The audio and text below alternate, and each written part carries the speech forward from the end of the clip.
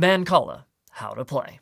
The object of the game is to have the most stones in your mancala at the end. Lay out the board widthwise between two players. The smaller holes in the board are called pockets, and the two larger ones are called mancalas. Each player controls the 6 pockets on their side of the board and the mancala to their right. Place 4 stones into each pocket. Color does not matter. Pick a player to go first, then turns alternate. On your turn, pick any one of your 6 pockets and take all the stones out and deposit them, one at a time, into neighboring pockets in a counterclockwise direction around the board until you run out. If you pass your own mancala, then place 1 stone in it.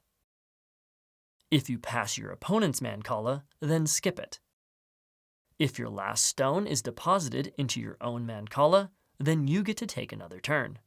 If your last stone is placed into one of your empty pockets, then you get to immediately place that stone, along with every stone across from that pocket in your opponent's pocket, into your mancala.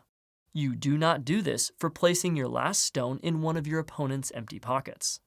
The game ends at the end of a player's turn when all 6 pockets for either player are empty.